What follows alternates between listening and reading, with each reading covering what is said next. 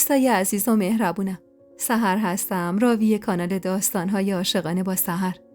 ممنونم که با سابسکرایب کردن کانال عضو ثابتی از خانواده گرم و دوست داشتنیمون میشید. جمع صمیمی از دوستانی مهربون و خوشقلب که در هیچ کانال دیگه‌ای نمیتونید پیدا کنید. من زن خان بودم و تو حیات عمارت اربابی با جوونی که هیچ شناختی ازش نداشتم وعده گذاشته بودم. یهو ترس کل وجودمو گرفت و همون لحظه از کارم پشیمون شدم و با ترس قدمی به عقب برداشتم. اما مرد جوون با چند قدم بلند سری خودشو به هم رسوند و روبروم وایساد. لبخندی به لب داشت و جوری نگاه میکرد که حس بدی به هم دست میداد. به سختی زبون باز کردم و گفتم من باید برم و خواستم برم که بازومو محکم گرفت تو دستش. لرز بدی به جونم افتاد. اشک توی چشمام حلقه زد و با بغض گفتم ولم کن، باید برم. خان اگه بفهمه زندم نمیذاره. اخ میکرد و گفت کجا بری؟ نترس، کسی نمیفهمه اینجایی. تا زمانی هم که خان بخواد بفهمه ما فرسنگ ها از اینجا دور شدیم. یخ کرده بودم و انگار چشمم تازه باز شده بود. اگه فرار میکردم معلوم نبود چی به سر خانوادم میومد. تازه من اصلا این مرد رو نمیشناختم. چرا باید باهاش فرار میکردم؟ اصلا چطور بهش اعتماد میکردم؟ اصلا این مرد منو از کجا دیده بود؟ چطور دیده بود و شناخته بود که یک دل نه 100 دل عاشقم شده بود و نامه عاشقونه واسم میفرستاد؟ به خودم لعنتی فرستادم که چرا الان تازه به این فکر افتادم و دارم این موضوع رو کنکاش میکنم. و با التماس گفتم من نمیخوام فرار کنم. پشیمون شدم. تو رو خدا ولم کن. دست گلو با عصبانیت انداخت رو زمین و منو کشون سمت خودش. حالم داشت به هم میخورد. حس میکردم زمین و زمان داره دور سرم میچرخه. مدام خودمو نفرین میکردم که چطور راحت خودمو به این درد سر انداخته بودم و تقلا میکردم و با صدایی که سعی میکردم بالا نره میگفتم ولم کن، به خدا ول نکنی جیغ میزنم همه بریزن سرت.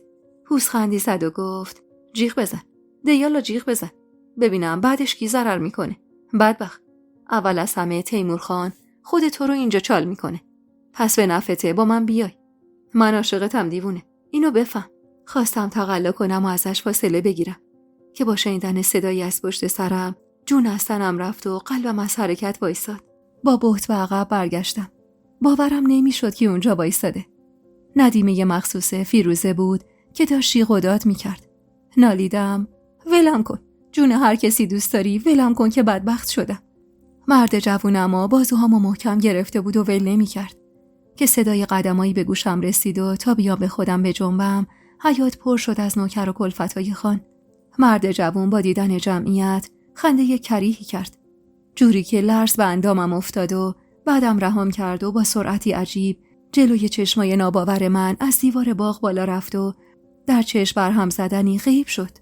دنیا دور سرم میچرخید. چطور اینقدر احمقانه دست به همچین کاری زده بودم؟ حالا دیگه من مونده بودم و رسوایی که با دست خودم به بار آورده بودم. من مونده بودم و آدمایی که صدای پچ‌پچشون تو سرم زنگ میزد. زانوهام سوس شد و بی اختیار روی زمین افتادم. عطیه از بین جمعیت دوید سمتم. جلوم زانو زد و با وحشت گفت خدا منو مرگ بده خانم. با این جوون اینجا چی کار میکردید؟ خواستم جوابشو بدم که صدای تیمور خان ضربه آخر رو بهم زد. چنگی به دست عطیه زدم و زمزمه کردم منو از بین میبره. تیمور خان منو از بین میبره. چه خبره اینجا؟ سر صبحی چرا معرکه گرفتید؟ ندیمه فیروزه که اولین نفر بود که ما رو دیده بود به حرف اومد و سری گفت روم سیاه خان، روم سیاه. من اومده بودم برا خانمم کمی بهار نارنج جمع کنم که زبونم لال. تیمور خان عصبی فریاد زد حرفتو بزن زنی که چی شده که همتون جمع شدید اینجا؟ و امان از اون لحظه‌ای که ندیمه فیروزه با سر اشاره‌ای به من کرد که تو بغل عطیه عین بی داشتم میلرزیدم و گفت نفیسه خانومو دیدم. تو بغل یه جوون بود. خدا منو مرگ بده خان اگه بخوام دروغ بگم. پسر تاما رو دید فرار کرد و رفت. از اون طرف رفت. از بالای دیوار پرید. احساس می‌کردم زمان از حرکت ایستاده و چنان سکوتی برقرار شده بود که جز صدای ضربان قلب من و نفس‌های پرخشم تیمور خان هیچ صدایی به گوش نمی‌رسید. اما چند لحظه بعد صدای فریاد خان لرزه به جون همه انداخت. وایسادید اینجا چی رو نگاه می‌کنید؟ گورتون رو گم کنید، برید سر کارتون. بعدم رو کرد به حیدر آقا که دربون عمارت بود و فریاد زد: حیدر، بیا اینجا ببینم. آقا حیدر پیرمرد قد کوتاه و لاغرندامی بود. با وحشت جلو دوید و با صدای ترسیده‌ای گفت: بله خان، در خدمتم. هر کسی اینجا، زن و مرد و پیر و جوون، هر چیزی اینجا دیدن و همینجا چال میکنن و گورشون رو گم میکنن. حیدر، به ولای علی قسم حرفی از این ماجرا به گوشم برسه، حتی تو این عمارت، میدم زبونشون رو بکشن بیرون و بذارن کف دستشون. ملتفت شدی؟ چشم آقا، به روی چشم. خان دوباره گفت: خودت هم بابت این مردکی که تو عمارت من ول میچرخیده باید جواب پس بدی. حالا هم سری این جمعیت رو متفرق کن تا ندادم همه رو فلک کنن. آقا حیدر چشمی گفت و به سمت جمعیت دوید و در چشم به هم زدنی همه رو متفرق کرد. اما من اونقدر گریه کرده بودم که کل صورتم خیس اشک بود. تیمور خان با 2 قدم بلند خودشو به من رسون. منو از بغل عطیه بیرون کشید و تشری بهش زد و مجبورش کرد از اونجا بره. با رفتن عطیه فشاری که روی بازون بود و بیشتر کرد و با خشم گفت: به من نگاه کن. روی اینو نداشتم که به صورتش نگاه کنم. انگار تازه عقلم اومده بود سر جاشو، فهمیده بودم چه غلطی کردم. به سختی سرمو بالا گرفتم تا حرفی در دفاع از خودم بزنم که با سیلی اولی که خوردم برق از سرم پرید. چشمای تیمور خان کاسه خون شده بود و رگ گردنش بیرون زده بود. چنگی به موهای بافته شدم زد و از بین دندونای کلید شدش غرید: واسه کدوم بی پدری سرخاب سفیدا مالیده بودی؟ هان؟ بدم همین گیساتو از بیخ بکنن تا حساب کار دستت بیاد. به من نارو میزنی؟ به تیمور خان؟ از مادر زاده نشده کسی بخواد اینطور منو دور بزنه. در حالی که از شدت گریه نفسم بالا نمی اومد و نمیتونستم حرف بزنم، به زور و بریده گفتم: من کاری نکردم خان. به جون خودم قسم، من کاری نکردم. در حالی که کشون منو میبرد، با تموم شدن حرفم محکم هلم داد و به دیوار کاهگلی حیاط خوردم و آخی از درد از نهادم بلند شد. با فریاد گفت: همه اهل عمارت تو رو تو بغل اون فاسقه دیدن. ای خاک بر سر من بی غیرت که تا سر بر میگردونم زنان برام دسیسه میچینن. اینو گفت و سیلی دوم نثارم شد و فحش بدی به هم داد و صدای گرگم گم شد تو صدای هراسون بلقیس خانم. بالاخره انگار سر و صدا به بلقیس خانم که توی عمارت بودم رسیده بود. لنگون در حالی که داشت به صورتش سیلی میزد و خودشو به ما میرسون گفت: خدا مرگم بده تیمور، چه خبر سر صبحی؟ با این بچه چی کار داری؟ تو همون لحظات به این فکر میکردم که خودشونم میدونستن من بچم. پس چرا منو واسه تیمور خان گرفته بودن؟ تیمور خان گره زیر 4 قدمو گرفت و منو پرت کرد جلوی مادرش و با عصبانیت گفت: ببرش ننه، ببرش تا همینجا زنده چالش نکردم. ببر این لکه ننگ تو. بلقیس خانم زیر بازومو گرفت و تشری به عطیه که کمی دورتر از اونجا ایستاده بود و معلوم بود اون رفته بلقیس خانومو خبر کرده زد و گفت: بیا ببر خانوم تو. ببر ببینم چه خاکی به سرم شده. عطیه با چشمای گریون با عجله به سمتم دوید و کمکم کرد به سمت اتاقم برم. صدای پرخشم تیمور خان اما از گوشم بیرون نمیرفت. داشت ماجرا رو برای بلقیس خانم تعریف میکرد و من کل ترسم بابت این بود که بلقیس خانومم حرفشو باور کنه و من بی پشت و پناه تر از اونی که هستم بمونم. تنها امید من تو اون لحظات فقط و فقط بلقیس خانم بود. شاید اون میتونست منو از این مخمسه نجات بده. اما اگه اونم حرفای تیمور خانو باور میکرد، دیگه فاتحه هم خونده بود. عطیه کمکم کرد دراز بکشم و بعد با بهت و ناباوری گفت: چی کار کردی خانم جان؟ اون مرد جوون کی بود؟ شما اونجا چی کار میکردی سر صبحی؟ ای خدا منو مرگ بده. شانس بیارم از چشم من نبینن این رسوایی رو. با بغض در حالی که تمام جونم درد میکرد گفتم: من کاری نکردم عطیه. به خدا من اصلا اون مرد رو نمیشناختم. همون لحظه تقی به در اتاق خورد و بلقیس خانوم با اخمایی در هم وارد اتاق شد.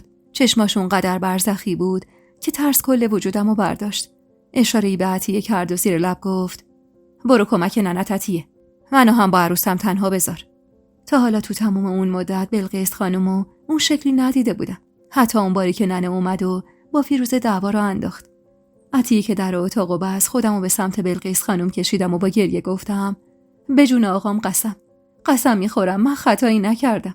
و خواستم دستشو ببوسم که دستشو عقب کشید و با قیس گفت: خطا نکردی. کل عمارت تو رو تو بغل یه مرد جوون دیدن. تو شوهر داری نفیسه. اینو میفهمی؟ شوهرت خان این آبادیه. هر مرد دیگه ای جز تیمور بود الان زیر خاک بودی. تو چطور تونستی همچین کاری کنی؟ فکر کردی شهر هرته؟ به خداوندی خدا بچه من رحم و مروت داره. وگرنه الان نباید اینجا نفس میکشیدی و دنبال تبرئه کردن خودت بودی. هیچ حرفی واسه دفاع از خودم نداشتم و اونقدر گریم شدت گرفته بود که دیگه نمیتونستم چیزی بگم. بلقیس خانم نفسشو پرهرس بیرون داد و گفت دیالا حرف بزن. تو حیاط چی کار میکردی سر صبحی؟ بی اجازه رفته بودی اونجا برا چی؟ مگه من روز اول قدغن نکردم؟ نگفتم بدون اجازه من اون قسمت نری؟ مگه من نگفتم اونجا هر کس و کسی رفت و آمد داره؟ تو سنت کمه، درست نیست بری اونجا. راست میگفت. روز اول همه اینا رو به من گفته بود. اما من احمق خام اون نامه ها شده بودم. گریم اونقدر شدید بود که دیگه جلوی چشممو نمیدیدم. اما باید جواب میدادم چون بلقیس خانم منتظر ایستاده بود. واسه همین اولین جوابی که به ذهنم رسید و دادم و گفتم صبح زود بیدار شدم و رفتم مطبخ پیش کوکب خانم، ازش نون گرفتم. داشتم برمیگشتم اتاقم، بوی بهار نارنج به مشامم خورد. هوس کردم یکم شکوفه بهار نارنج بچینم بیارم اتاقم. تازه رفته بودم اونجا که اون مردو دیدم. خواستم برگردم اتاقم که محکم منو گرفت. مادر جون، من بیگناهم. به خدا قسم من اصلا اون مردو نمیشناختم. اولین باری بود که میدیدمش. بلقیس خانم به فکر فرو رفت و چند دقیقه سکوت کرد و کورسوی امیدی ته دل من روشن شد که شاید حرفامو باور داشته باشه. خودم هم اونقدر گریه کرده بودم که دیگه جونی تو تنم نمونده بود. تو همون حال بودیم که با صدای ضربه محکمی که به در خورد از جا پریدم و بی اختیار پشت بلقیس خانم پناه گرفتم. اول خان و بعدم فیروزه و ندیمه‌ای که منو با اون مرد دیده بود وارد اتاق شدن. از ترس کم مونده بود پس بیفتم. آب دهنم خوش شده بود و گلوم به شدت میسوخت. فیروزه که پوزخندی به لب داشت با غرور طوری که انگار از بالا به پایین نگاه میکنه گفت مادر جون، این بود عروسی که تعریفشو میکردید؟ این بود اونی که از اصالت و رگ و ریشش میگفتید؟ هنوز 6 ماه نشده اومده تو این امارت که این رسوایی رو به بار آورده. از کدوم اصالت و رگ و ریشه حرف میزدید؟ هان؟ بلقیس خانم نگاه بعدی به فیروزه انداخت و با تندی گفت بهتره تو این ماجرا تو دخالت نکنی فیروزه. حرف دهنت رو هم بفهم. تیمور خان در حالی که چشماش کاسه خون بود پوزخند وحشتناکی زد و رو به ندیمه فیروزه گفت حرف بزن ضعیفه. بگو چی دیدی؟ مو به مو تعریف کن. بفهمم دروغ گفتی میدم میلو تبارتو وسط همین حیاط چال کنن. ندیمه فیروزه با ترس اول نگاهی به فیروزه انداخت و بعد زبون باز کرد. اما تا بخواد زبون باز کنه قلب منم دیگه از حرکت وایساده بود و دنیا واسم تموم شده بود. همونطور که پشت بلقیس خانم پناه گرفته بودم چشمام به لباش بود که گفت روم سیاه خان. من یعنی فیروزه خانم از شب قبل به هم گفته بود برم براشون یکم شکوفه بهار نارنج جمع کنم. منم تا از خواب پا شدم واسه اینکه یه وقت فراموش نکنم رفتم سمت حیاط پشتی. گفتم تا خانم بیدار نشده کاری که ازم خواستن رو انجام بدم. اما همین که وارد حیاط پشتی شدم دیدم نفیسه خانم. یعنی چطور بگم؟ شرمندم. روم سیاه. چون ازم خواستید میگم. وگرنه لال میشدم و نمیگفتم. دیدم ایشون تو بغل یه مرد جوونن. من صورت مرده رو ندیدم. آخه پشتش به من بود. ولی صدای خندشون میومد. خب منم از دیدنشون شوکه شدم و جیغ زدم. تا جیغ زدم نفیسه خانم سعی کرد از اون مرد فاصله بگیره. بعدم که اهل امارت ریختن اونجا و اون جوونم سریع از دیوار بالا رفت و فرار کرد. باورم نمیشد. چطور میتونست اینقدر راحت دروغ بگه و تهمت بزنه؟ واسه همین با گریه گفتم چرا دروغ میگی؟ از خدا نمیترسی؟ صدای خنده منو شنیدی؟ به قرآن قسم دروغه خان. به خدا دروغه. تو رو خدا باور نکنید. من اصلا اون مردو نمیشناختم. حتی باهاش هم کلامم هنوز نشده بودم. خنده کجا بود؟ ترکه اول که نشست رو تنم فهمیدم خان حرفامو باور نکرده. درد ترک چیزی نبود. چون من تو اون چند ماه حسابی بهش عادت کرده بودم. درد تهمت و فحشایی که خان نثارم میکرد و تهدیدایی که میشدم تا عمق جونمو میسوزون. فیروزه همون وسط خانو شیر میکرد و آتیش بیار معرکه شده بود. بلقیس خانومم با تردیدی که تو صداش بود تلاش میکرد خانو ازم دور کنه. اما هیچ کس جلودارش نبود. انگار دیگه هیچ کس و هیچ چیزی جز منو نمیدید و تمام حرصشو داشت رو سرم خالی میکرد. تو دلم گفتم حقت نفیسه. نصف حقته. تا تو باشی با بچه بازی و خریت به هر کسی اعتماد نکنی. تا تو باشی خام 4 کلم حرف عاشقونه نشی. خان که دیگه حسابی خسته و بیرمق شده بود، ترکه رو پرت کرد گوشه‌ای و نفس زنون گفت: ببرینش. از جلو چشمم دورش کنین و ببرین بندازینش جلوی خونه آقاش، این زنی که یه هر جایی رو. به وقتش به حساب خانواده‌شم میرسم. در حالی که از شدت درد نفسم بالا نمی اومد، خودم رو جمع و جور کردم و کس کردم گوشه دیوار. بلقیس خانم سراسیمه بازوی خانو گرفت و گفت: تیمور جان پسرم، الهی تصدقت بشم. اینقدر سریع تصمیم نگیر. این دختر رو بفرستی خونه ی آقاش، انگار حکم مرگشو دادی. آقاش و برادراش زندش نمیذارن. من ذات خودم رو خوب میشناسم. این دختر از رگ و ریشه منه، هم خونه منه. محاله که اینطور نارویی به تو زده باشه ننه. فیروزه که حسابی هرسی شده بود به تندی گفت: دیگه باید چی کار میکرده مادر جون؟ تو بغل فاسقش دیده شده. دیگه نارو از این بالاتر. بلقیس خانم تشری بهش زد و با خشم گفت: برو بیرون فیروزه، برو شهر را ننداز. حواسم هست که آتیش بیاره این معرکه شدی. بترس از آه بیگناه، بترس از آه این دختر. یالا برو منو با پسرم تنها بذار. سری. فیروزه پشتش مینازو کرد و همراه ندیمش بیرون رفت. با رفتنشون بلقیس خانم با ملایمت رو به تیمور خان کرد و گفت: تیمور ننه، بیا بشین اینجا. بشین یه لیوان آب بخور. آدم نباید از سر خش تصمیم بگیره. تو این آبادی حکم تو همیشه از سر عدل بوده. برای این دخترم باید به عدل حکم کنی. تو فقط حرف ندیمه زن تو شنیدی. خیلی بهتر از منم میدونی که فیروزه دل خوشی از این طفل معصوم نداره. بیا و مردونگی کن، حرف این دخترم بشنو، بعد حکم بده. الان این دختر رو بفرستی خونه ی آقاش، بدتر اسم خودتو سر زبونا میندازی. میخوای آبرویی که تو این همه سال ذره ذره جمع کردی رو یه شب از دست بدی؟ این دختر الان ناموس توه. بی آبرویی اون، بی آبرویی کل اهل عمارته. از طرفی هم معلوم نیست خانواده‌اش چی به سرش بیارن. من تو رو بزرگ کردم ننه. میدونم دلت رضا نیست خون از دماغ رعیتت بیاد. حالا اگه اون رعیت زنت باشه که دیگه بدتر. تیمور خان با همون چشمای غضبناک و رگ گردن باز شده نیم نگاهی به هم انداخت و گفت: میگه همه دروغ میگن ننه. اون همه آدم این زنک هرزه رو تو بغل اون جوون دیدن. یعنی همه دروغ میگن، فقط این دختر راست میگه؟ چطور انقدر بهش اعتماد دارید؟ بلقیس خانم کلافه رفت و از توی تاقچه یه لیوان آب ریخت و آورد داد دست خان. خانما دستشو پس زد و بلقیس خانم آروم گفت: نه، من نمیگم همه دروغ میگن، اما این جماعت خودت خوب میشناسی. اهل یه کلاغ چل کلاغن. ندیمه فیروزه یه حرفی زده، اینا هم دنبالش رو گرفتن. من تمام عمرمو تو همین عمارت سپری کردم. چه دسیسه ها و چه نیرنگایی که ندیدم. اینم یکی از همون 1000 نیرنگ. اصلا یه چیز دیگه. اگه این دختر خطاکار بود و اون جوونه به قول شما فاسقش، خب از زمانی که ندیمه فیروزه جیغ کشید تا زمانی که اهل عمارت ریختن تو حیاط پشتی، اون جوون کلی فرصت داشت تا فرار کنه. پس چطور صبر کرد تا همه ببیننش بعد فرار کنه؟ مگه اینکه از جونش سیر شده باشه که میخواسته اینطور کاری بکنه؟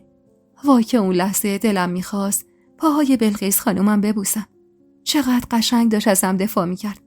چقدر خوب داشت مادری رو در حقم تموم میکرد. من واسه این زن چطور میتونستم جبران کنم؟ قطرات اشک بی صدا از گوشه چشمم سرازیر میشد و کل صورتمو خیس کرده بود. زیر چشمی نگاهی به تیمور خان انداختم که با این حرفای ننش به فکر فرو رفته بود. منم از ته دل ممنون بلقیس خانوم بودم. با حرفی که زده بود شک و تردید و به دل تیمور خان انداخته بود. حرفشم واقعا درست بود. اون مرد انگار قصد رسوا کردن منو داشت. انگار از امن منو نگه داشته بود تا کل اهل عمارت منو تو آغوشش ببینن و رسوا بشم. بلقیس خانم که سکوت تیمور خانو دید کمی دل و جرأت پیدا کرد و بهش نزدیکتر شد و گفت: این دختر میگه گناهی نداره. من نمیدونم حرفش چقدر راست باشه، اما من چند ماه با این دختر نشست و برخاست داشتم. جلوی خودش میگم این دختر خیلی دختر ساده‌ایه. اهل دوز و کلک نیست. اهل زیر و رو کشیدنم نیست. تیمور ننه، من این دختر رو برات نشون کردم چون کم سن و سال بود و میخواستم تو دست و بال خودمون تربیت بشه. این طفل معصوم هنوز چشمش دنبال عروسک بچه‌های این عمارته. به نظرت همچین دختری میتونه جلوی چشم این همه آدم به تو نارو بزنه؟ آخ که چقدر دلم میخواست تو اون لحظه میتونستم بلقیس خانومو بغل بگیرم و سر تا پاشو ببوسم. واقعا مادری کرده بود در حقم با دفاعی که ازم کرده بود. تیمور خان چند دقیقه سکوت کرد و بعد با صدای گرفته‌ای گفت: نه، کل اهل عمارت این دختر رو تو بغل مرد نامحرم دیدن. بی غیرتم که نشستم اینجا و این دخترم داره جلوم نفس میکشه. اما حرف شما واسه من سنده. شما بگی شبه چشم بسته میگم چشم. الانم میگی بیگناهه میگم چشم. اما باید تاوان کارشو بده. باید اهل این عمارت بفهمن مجازات نارو زدن به تیمور خان چیه. اینو گفت و از جا بلند شد. با نگرانی نگاش کردم. گلویی صاف کرد و در حالی که پشت من رو به در وایساده بود گفت: وسایلشو جمع کنه. همین امروز. بسپرید که از اتاقای پایینو براش خالی کنن. فعلا تو عمارت بمونه تا اون بیشرفی که چشم به ناموس من داشته رو پیدا کنم و به سزای کارش برسونم. بلقیس خانم در حالی که معلوم بود میترسه که حرفی بزنه آروم و با احتیاط گفت: تصدقت بشم ننه. چرا بره پایین؟ خب تو اتاق خودش. تیمور خان اما حرفش رو قطع کرد و دستش رو بالا آورد. نه این دختر لیاقت اون رفاهو نداره. هرچی هم طلا واسش گرفتیم و ازش پس بگیر. با چند دست لباس بفرستش بره پایین پیش کلفت نوکرا. به کوکبم بگو کار بده دستش. نمیخوام بیکار و بی آربل بچرخه تو این عمارت. بس هرچی خورده و خوابیده. بذار یکم کار کنه قدر عافیت بدونه. در ضمن از امروز تا روزی که حقیقت ماجرا روشن نشده نمیخوام چشمم به چشمش بیفته. نقل این ماجرا هم از این عمارت بیرون بره، میدم تک تک کلفتا رو 100 ضربه بزنن تا حساب کار دستشون بیاد. میفهمی که چی میگم ننه؟ بلقیس خانم سری تکون داد و تیمور خان دیگه همون نداد حرفی بزنه و ترکش رو برداشت و با عجله بیرون رفت. با رفتنش انگار تازه راه نفسم باز شد. مجازاتی که واسم در نظر گرفته بود زیادم بد نبود. همین که بر نمیگشتم خونه پدری برام خوب بود. همین که دیگه کاری به کارم نداشت و این خودش اوج خوشبختی بود. بلقیس خانم اما با ناراحتی گفت: ببین چی کار کردی دختر. منو پیش پسرم سرافکنده کردی. خیر سرم از قوم و خویش خودم زن گرفتم که نوام از رگ و ریشه خودم باشه. اما ببین چه کار کردی. حالا برو خدا رو شکر کن اینجا نگهت داشت. وگرنه با اون آقا و برادرایی که تو داری زنده نمیموندی. به والله که این مرد شیر پاک خورده است. وگرنه کدوم اربابی از خیر همچین فضاحتی میگذشت. درسته من باهاش حرف زدم. اما اگه وجدان نداشت و دلرحم نبود هرگز حرفای من پیرزن رو هم باور نمیکرد. 4 دست و پا به سمت بلقیس خانم رفتم و تون شروع کردم بوسیدن دستاش و با گریه گفتم: خدا شما رو از بزرگی کم نکنه. تا عمر دارم مدیون شما هم مادر جون. اما به خداوندی خدا قسم من گناهی نکردم. بلقیس خانم رو ترش کرد. خیلی خوب. بس ناله و زاری. به جای این کارا پاشو وسایلتو جمع کن. هرچی هم طلا این مدت بهت دادیم و بیار بده به من. بعد از جمع کردن وسایلتم برو پیش کوکب تا جای خوابتو بهت نشون بده. هولم نکن. میسپرم حواسش بهت باشه. هم جای خوبی بهت بده، هم زیاد ازت کار نکشه. فقط دعا کن اون مردک از خدا بی خبر زودتر پیدا بشه تا بیگناهی تو ثابت بشه. وگرنه تیمور محال تو رو ببخشه و دوباره بهت اعتماد کنه. پسرمه، خوب میشناسمش. هر چقدر دلرحم و مهربونه، اما اعتماد کردنم واسش سخته. به سختی با تنی آشولاش از جا بلند شدم. تمام جونم درد میکرد و از همه بدتر به حدی گرسنه بودم که انگار سالها بود چیزی نخورده بودم. پنجره اتاقم باز بود و بوی گوشت گوسفندی که برای نهار آماده میکردن پیچیده بود تو کل عمارت و داشت حال منو به هم میزد. به سختی بلند شدم و در پنجره رو بستم و همون پشتش نشستم و 4 قدم و جلوی دهنم گرفتم و نفس عمیقی کشیدم تا جلوی حالت هوامو بگیرم و انگار موفق شدم. بعدم لنگون رفتم سراغ صندوقچه لباسام و مشغول جمع کردن شدم. طلاهایی که دارم آویز بود و هم به صندوقچه طلاهام برگردوندم و نمیدونستم باید ناراحت باشم یا نه. من از زندگی چیز زیادی نمیخواستم. هیچ وقتم دلم نمیخواست زن خان بشم و واسه خودم اسم و رسمی دست و پا کنم. من به همون یه لقمه نون و یه جای خواب که بهم داده بودن راضی بودم. نه حرص طلاهایی که از دست داده بودم و میخوردم، نه حسرت اتاق بزرگم. چون من یه عمر تو بدبختی زندگی کرده بودم. حالا چند صباییم تو ناز و نعمت بودم، فرقی نمیکرد. این چیزا هم اون روزای اول منو کور کرده بود. وگرنه بعدش با اون رفتارایی که تیمور خان شب و باهام داشت، هیچ کدومشون پشیزی واسم ارزش نداشتن. اون روز به این فکر میکردم که اگه به گوش خانواده‌ام برسه که چه خبطی کردم بیچاره میشم. واسه همینم دل خوش کرده بودم به تهدید خان که به همه گفته بود اگه این ماجرا از عمارت بره بیرون عاقبت بدی در انتظارشونه. جمع کردن وسایلم زیاد طول نکشید. عطیه رو هم صدا زدم تا جعبه طلاها رو ببره پیش بلقیس خانم. وارد اتاق که شد صندوقچه طلاها رو با غسلای یه پارچه پیچید. لعور چیده بود و بغض داشت انگار. نفس عمیقی کشیدم و نزدیک شدم و گفتم عطیه چرا ناراحتی؟ یهو بغضش ترکید و زد زیر گریه. خانم جان شما بری پایین، منم از کار بیکار میشم. معروف پولی که خان بهم میداد حساب کرده بودم. باز الان دستمون به دهنمون میرسه. زمستون که بیاد محتاج 2 لقمه نون میشیم. با غصه گفتم ببخش منو. اشتباه من دامن تو رو هم گرفته. عطیه کمی دست کرد و گفت ببخشید خانم جان. یه وقت ناراحت نشید. اما میخوام یه چیزی بپرسم. منتظر نگاش کردم. لب گزید و بعد از کلی منومن کردن گفت اون کاغذی که من پیدا کردم ربطی به اتفاق امروز داشت؟ اول خواستم حقیقت رو بهش بگم، اما یه حسی مانعم شد. اون اتفاق باعث شده بود دیگه به هیچ کس و هیچ چیزی اعتماد نکنم. واسه همین سری گفتم نه، من خودم روی اون تیکه کاغذ چند تا شعر نوشته بودم. احتمالاً در پنجره که باز بوده باد اونو از اتاق برده بیرون و انداخته دم در. منم دلم نمیخواست کسی ببینه.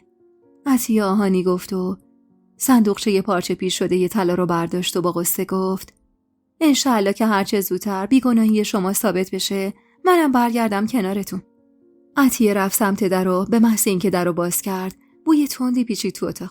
دستم و جلوی دهنم گرفتم و به سختی گفتم ببند در رو، زود باش.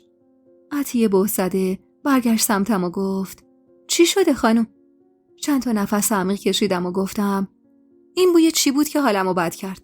عطیه در اتاقو بست و برگشت سمتم و با تعجب گفت بوی خاصی که نمیاد خانم. بوی پیازداغ احتمالاً. رنگ و روتونم و پریده. بعد یهو انگار چیزی به ذهنش رسیده باشه با ذوق و شوق گفت میگم نکنه یعنی شاید آبستن باشید. هان کمی فکر کردم. قابله که معاینم کرده بود 3 روزی دورم عقب افتاده بود و از اون روزم تقریباً 10 روزی میگذشت. اما قابله گفته بود آبستن نیستم. واسه همین بی خیال گفتم نه بابا آبستن نیستم. قابله هم معاینم کرد و گفت نیستم. حتمی از شدت دلهوره این اتفاقات به این حال و روز افتادم.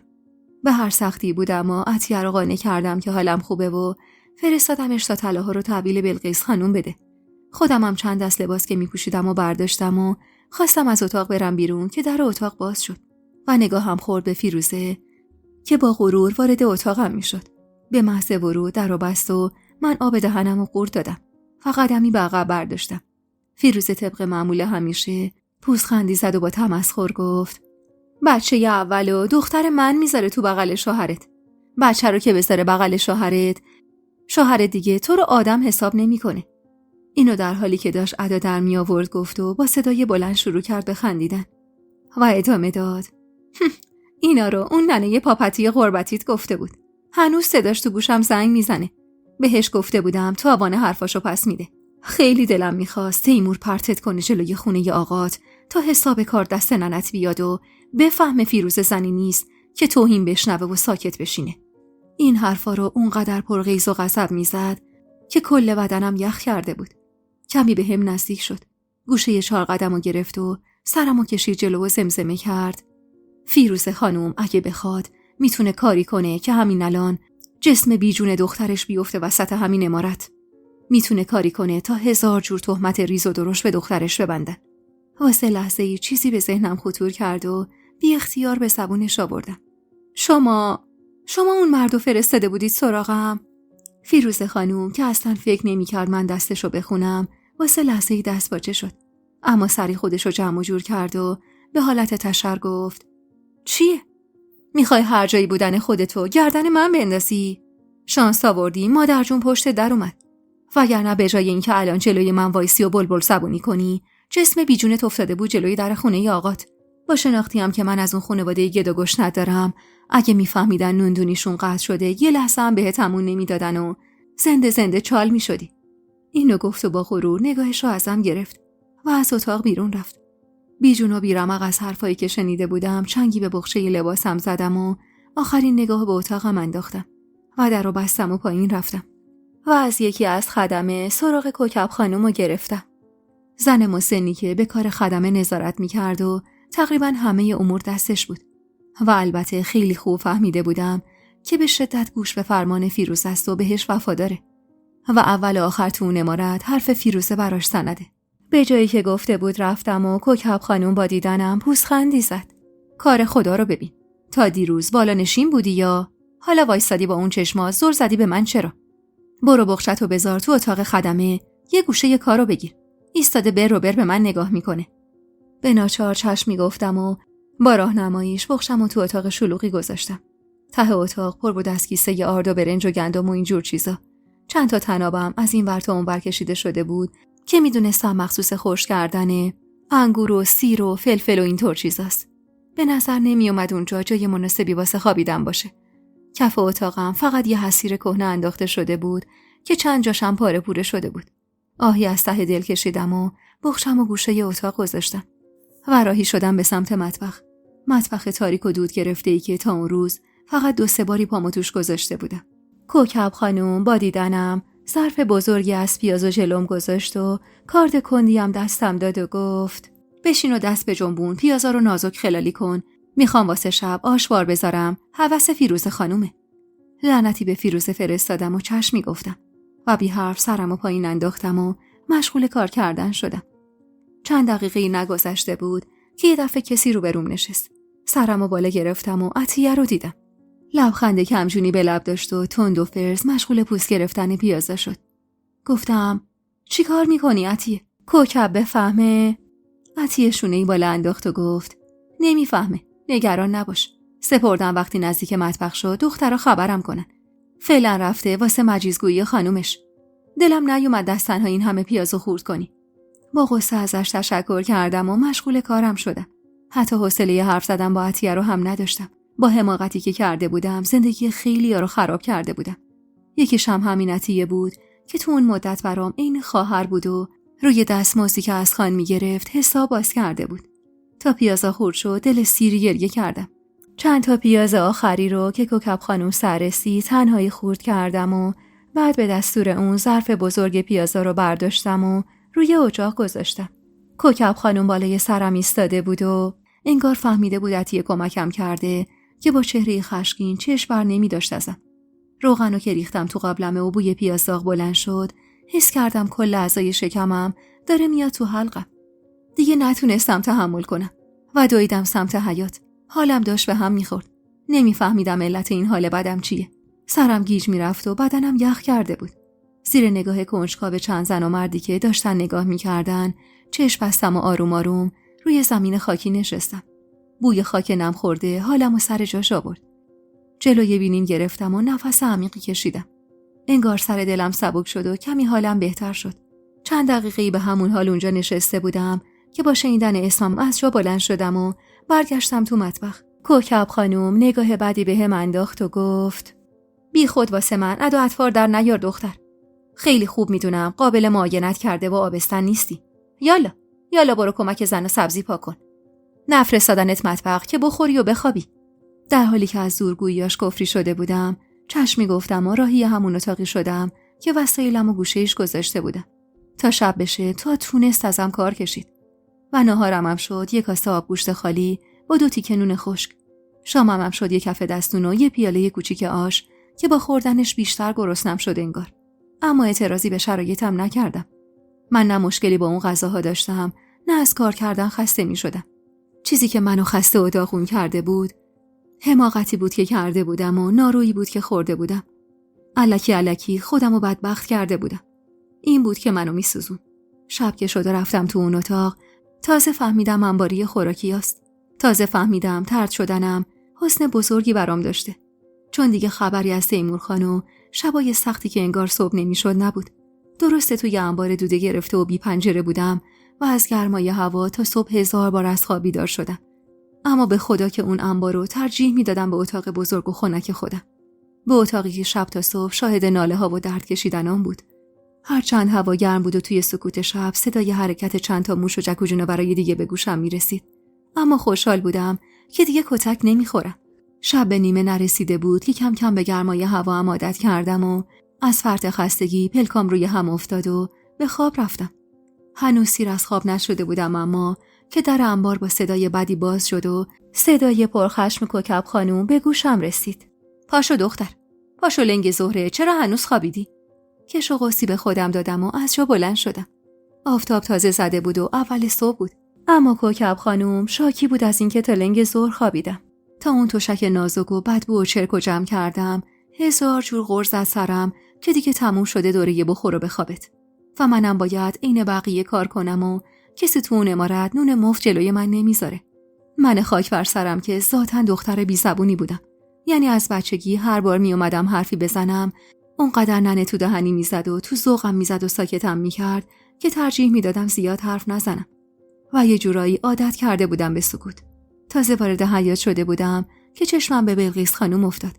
با اون عصای معروفش داشت به سمتم می اومد و حسابی اخماش تو هم بود. با دیدنش هول ورم داشت. ترس اینو داشتم که چیزی شنیده باشه و دیگه نخواد ازم حمایت کنه. اما برخلاف تصورم به جای اینکه نزدیکم بشه جلوی کوکب ایستاد و با خشم عصاشو کوبید به بازوی اونو گفت: حواست هست داری چی کار میکنی زنک؟ مگه من مردم که تو گوش به فرمان عروس این امارت شدی؟ خانم بزرگ این امارت کیه؟ هان؟ کوکب دست باچه گفت: شمایید خانم بزرگ. حالا چی شده؟ چه خطایی از من حقیر سر زده؟ خدا منو بکشه که شما رو ناراحت کردم. بعدم خم شد و با حالت چاپلوسی میخواست دست بلقیس خانوم رو ببوسه که بلقیس خانوم با عصبانیت خودش رو عقب کشید و گفت: بسه، نمیخواد مجیز منو بگی. مگه من به تو نگفتم یه اتاق خلوت و درست درمون در اختیار عروسم بذار؟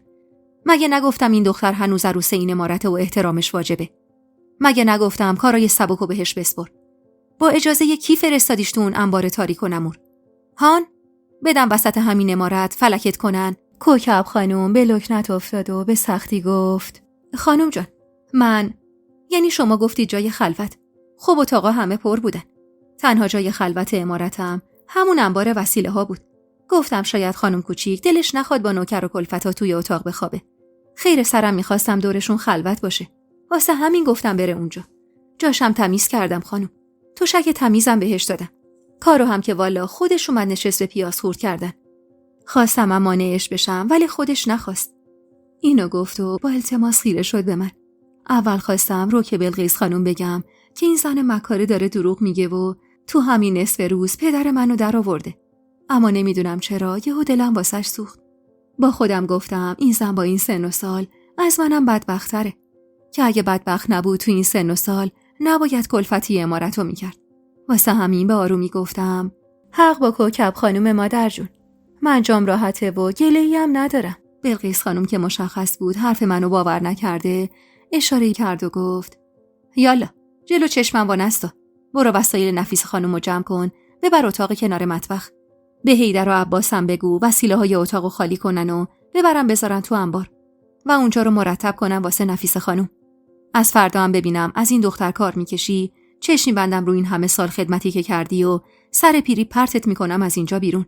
کوکب خانوم با چشمای خیس از اشک دستشو گذاشت روی سینه‌ش و چشمی گفت و همونطور که عقب میرفت از همون فاصله گرفت.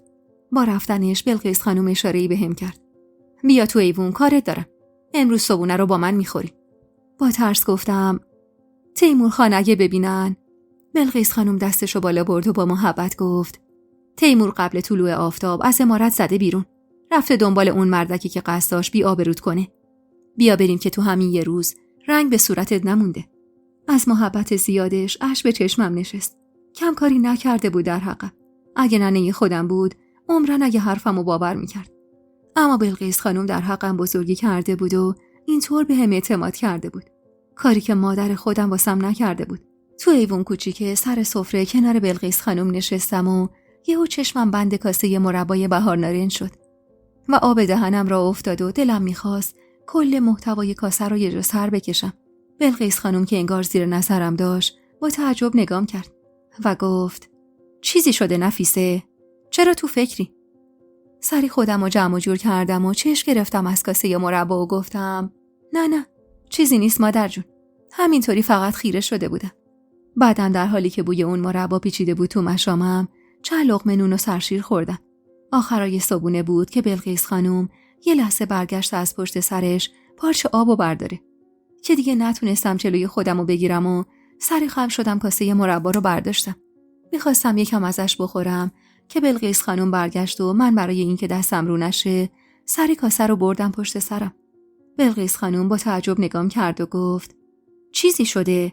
چی پشت سرت قایم کردی؟ تو دلم به سادگی خودم که فکر میکردم پنهون از چشم بلقیس خانم میتونم کاری بکنم خندیدم و با ترس لب زدم هیچی مادر جون. بلقیس خانم که انگار به هم شک کرده بود اخمی کرد و گفت دستتو بیار جلو ببینم چی پشتت قایم کردی؟ با خجالت کاسه مربا رو جلو آوردم و سرمو پایین انداختم.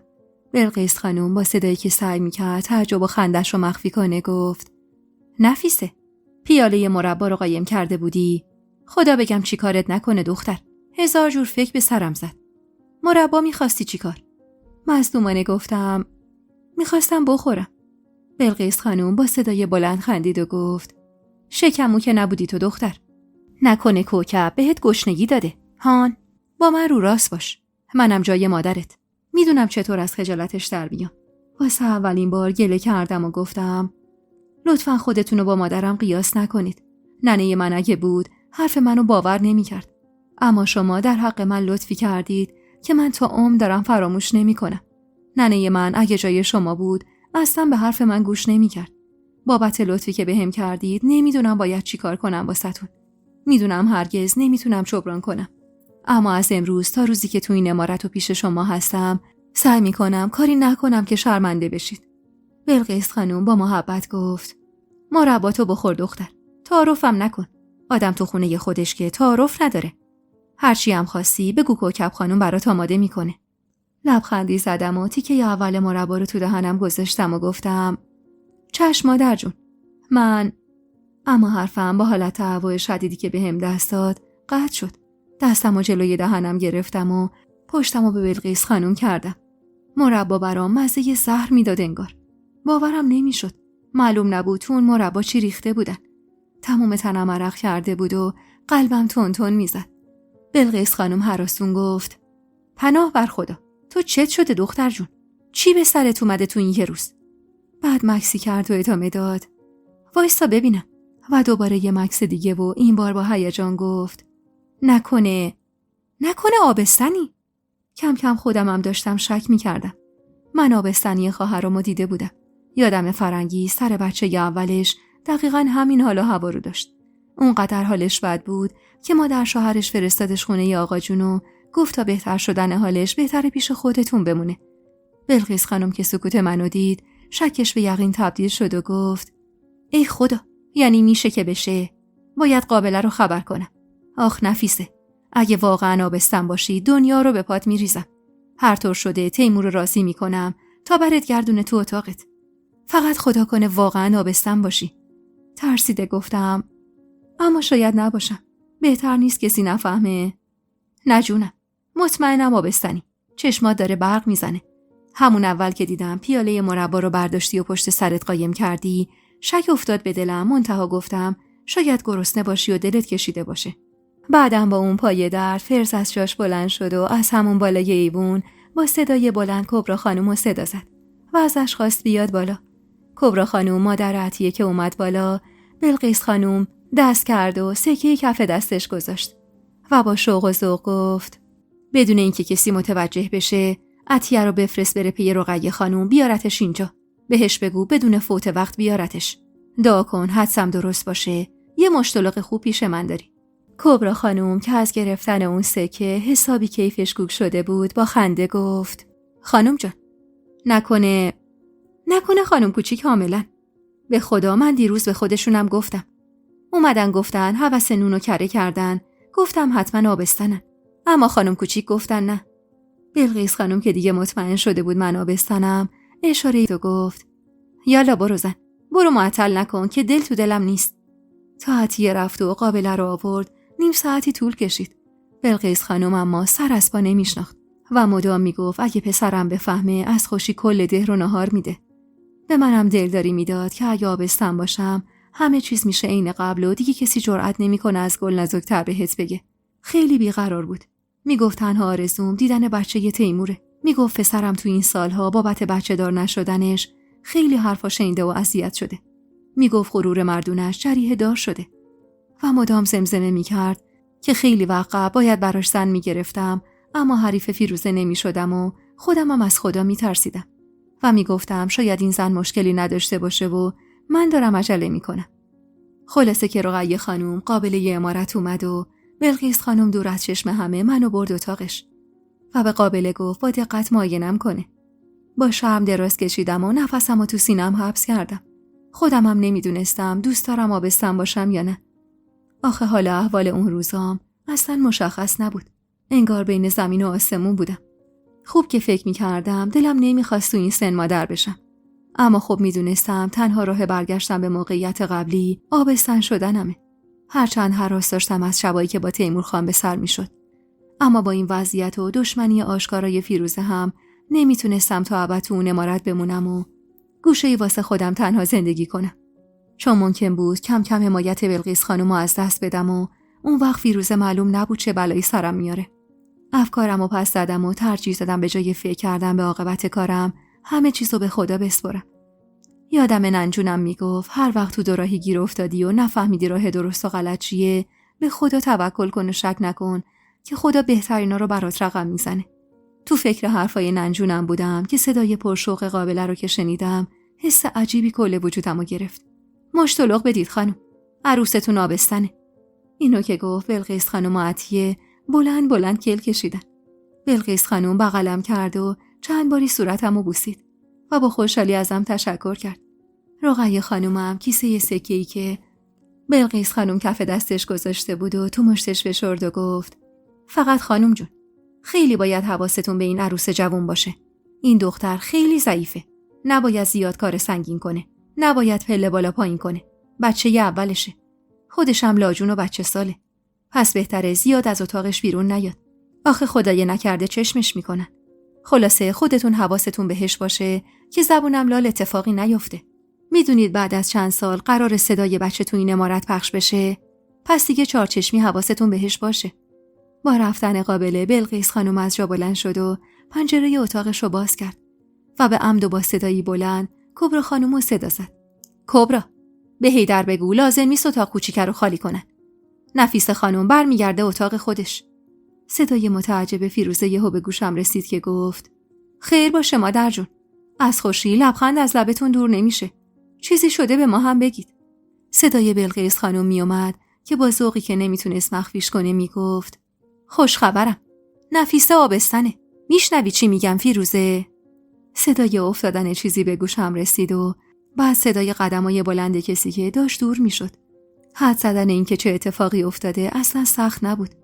صدایی که شنیده بودم شبیه به صدای شکستن گلدونی چیزی بود و اون صدای قدمایی که شنیده بودم قطعا صدای قدمای فیروزه بود و نگم از حال اون لحظه‌ام که چقدر دلم براش میسوخت. من این درد رو نکشیده بودم، اما میتونستم حس کنم که بدترین درد واسه یه زن بچه دار نشدنشه و آبستن شدن هووش جلوی چشماش.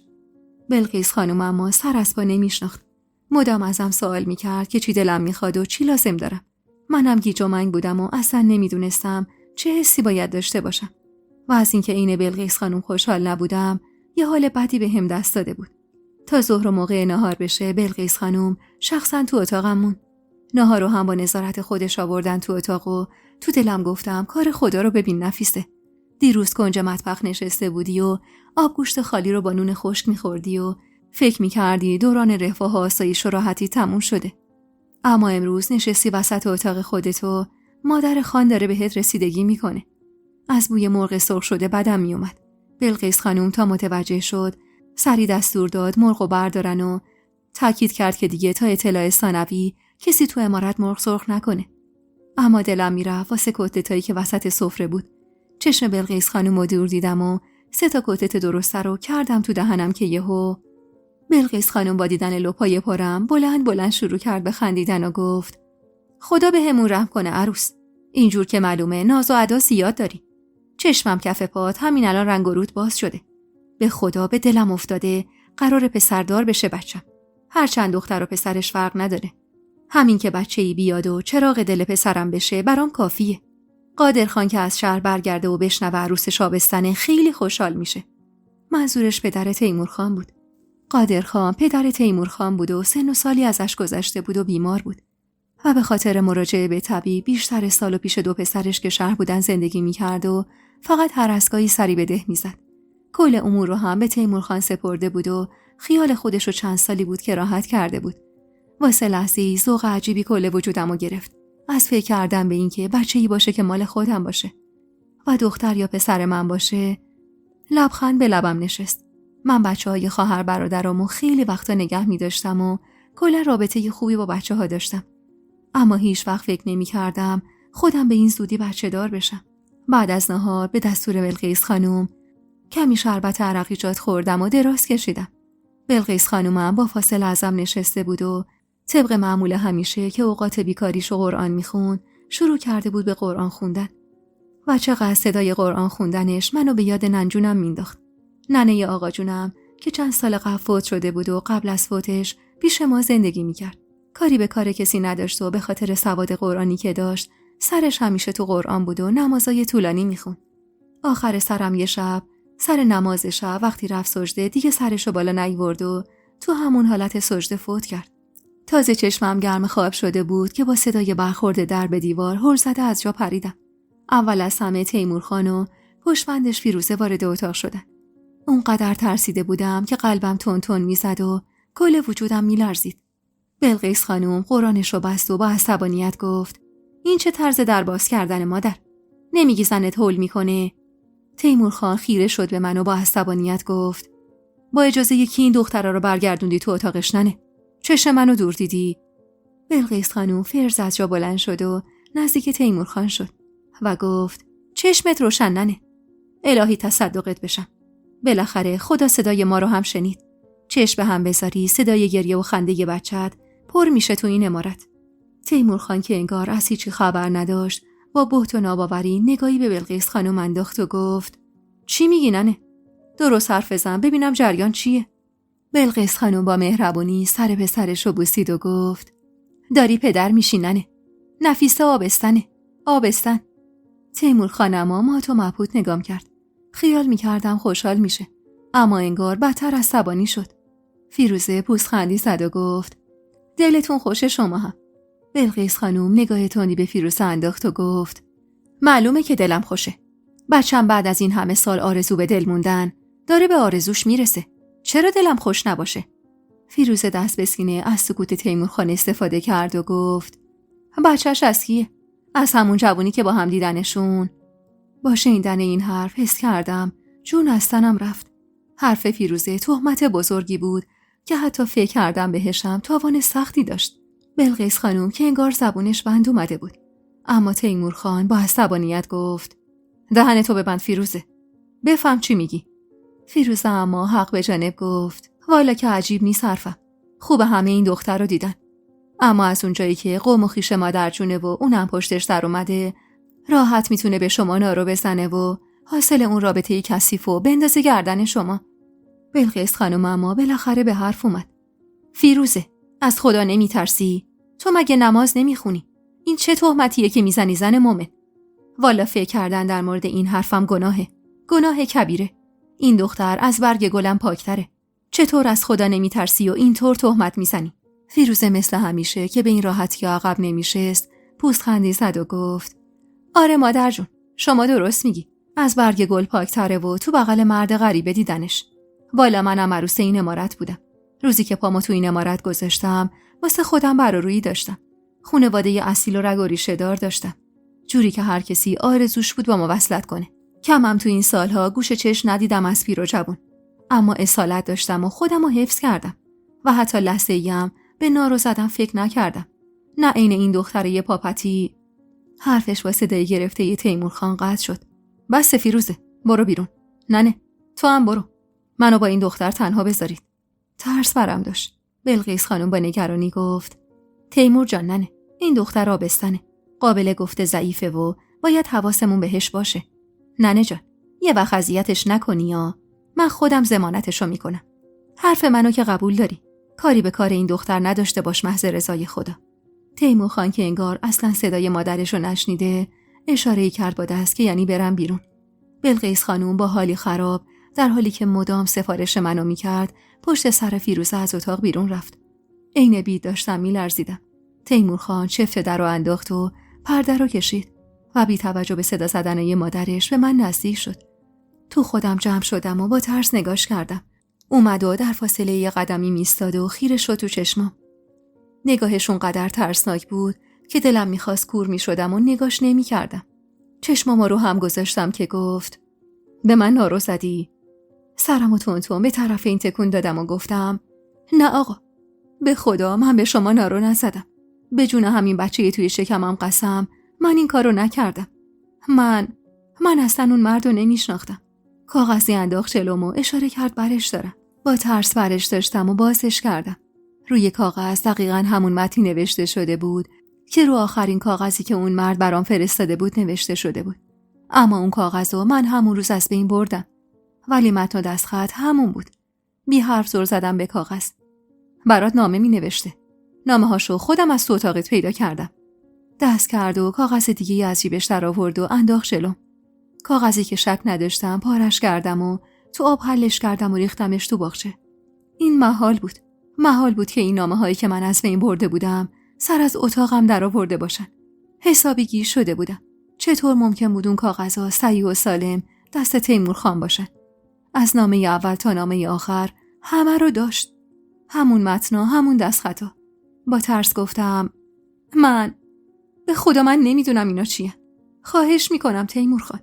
خواهش میکنم. حرفم تموم نشده کاغذ دیگه انداخت جلوم. دیگه نمیخواستم بازش کنم. اما اون با صدای گرفته و البته با تحکم گفت بازش کن. با دستایی لرزون بازش کردم. چشمای لبریز از اشکم اجازه دیدن نوشته ها رو نمیداد. چند باری پلک زدم تا تونستم متن روی کاغذ رو بخونم. با خوندنش اما دوباره حس کردم دنیا دور سرم میچرخه و جون از تنم داره خارج میشه. و اونجا بود که مطمئن شدم کسی تو اون عمارت هست که کمر به نابودی زندگی من بسته. چیزی که تو نامه نوشته شده بود از این قرار بود: دیروز بهترین روز عمرم بود نفیسه قشنگم. یکی شدم با تو بزرگترین آرزوی من بود. به زودی از دست اون مردک دیو صفت نجاتت میدم و جایی دور از این مردم زندگی جدیدمون رو شروع میکنیم. نفسم به شماره افتاده بود. تیمورخان که معلوم بود تا اون لحظه به زور خودشو نگه داشته با اون چشمای قرمز دست انداخت کنار گردنم و احساس کردم دارم تموم میکنم. و از بین دندونای کلید شدش غرید: بچه اونه مگه نه؟ راستشو بگو وگرنه جد و آبادتو جلوی چشمت میارم و ایل و تبارتو زنده از بین میبرم. زبونم انگار بند اومده بود و تمام تلاشمو میکردم تا راه نفسم باز بشه. تیمورخان با صدایی که به سختی تلاش میکرد بالا نره گفت: راستشو بگو زنی که. راستشو بگی فقط خودت تاوان پس میدی. ولی بخوای بازی در بیاری و دروغ بگی کل خاندانتو با آتیش میکشم. با چند تا سرفه و با وحشت گفتم: دروغه. به خدا دروغه. همش زیر سر فیروزه خانومه. این نامه ها هم زیر سر اونه. حتما اون بهتون داده. تیمورخان خندید. خنده‌ای که به وحشتناکی و ترسناکیش تو کل عمرم ندیده بودم و گفت: دیوار کوتاه‌تر از اون زن پیدا نکردی؟ نه، فیروزه روحش هم از این نامه ها خبر نداره. اینا رو من خودم تو این اتاق پیدا کردم. داشتم پس میافتادم. چطور ممکن بود اون نامه ها تو اتاق من باشه؟ اون نامه آخر از کجا اومده بود دیگه؟ تیمورخان با خرچنگی به موهام زد و گفت: اینا رو نشون ننم بدم توفشم تو صورتت نمیندازه. آخرین حامیت رو هم از دست میدی. میفهمی؟ همونطور که موهام تو دستش بود مجبورم کرد بلند شم. درد بدی توی سرم پیچیده بود. منو کشید سمت خودش و زیر گوشم زمزمه کرد: بچه کی تو شکمته؟ با کی بودی؟ اون مردک کیه؟ الان کجاست؟ حتما باهاش قولا قرار داری. کجا قراره ببینیش؟ هان؟ حرف بزن تا نابودت نکردم. با گریه گفتم: نمیشناسمش آقا. به جون خودم نمیشناسمش. همش دروغه. پاپوشه. این کاغذها رو من اصلا ندیدم. من از هیچی خبر ندارم. برام پاپوش دوختن. از صدای گریه ساری من انگار بلقیس خانم متوجه شرایط شده بود که اومده بود و مدام با مشت به پنجره میکوبید و التماس میکرد تا تیمورخان در رو باز کنه. مدام میگفت اون دختر آبستنه.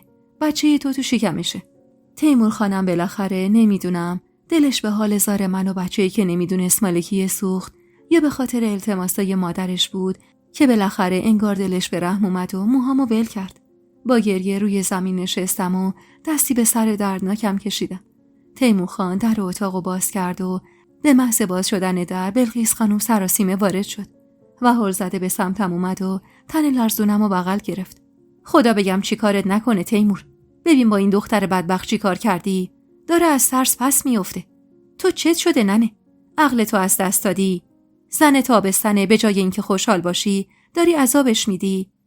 اگه زبونم لال بچهش بیفته چی کار میکنی؟ از خدا نمیترسی؟ تیمور خان کلافه چنگی به موهاش زد. برش گردون اتاق پایین ننه. نمیخوام چشمم بهش بیفته. فعلا اونجا باشه تا اون مردک رو پیدا کنیم و حقیقت ماجرا رو بفهمیم. به ولای علی هر کسی جای من بود نفس این زن رو میبرید. اینقدر مدرک علیهش هست که نباید حتی یه لحظه صبر کنم. به حرمت حرف شما فعلا کاریش ندارم. اما این دختر سزاوار راحتی نیست. باید بره بغل نوکر و کلفتا کار کنه تا قدر عافیت بدونه. اینو نوبه قبلم گفتم اما سرپیچی کردید. این بار نمیخوام سرپیچی ببینم. بلقیس خانم هل زده گفت چی میگی پسرم؟ این دختر آبستنه. بره کار کنه. اگه بچهش طوری بشه با عذاب وجدانش چه کار میکنی؟ از خر شیطون پیاده شو. اینقدرم تن و بدن من و این دختر رو نلرزون. بعد از یه عمر آرزویی که سالها حسرتش به دلمون مونده بود داره محقق میشه. اون وقت تو اینطور میکنی؟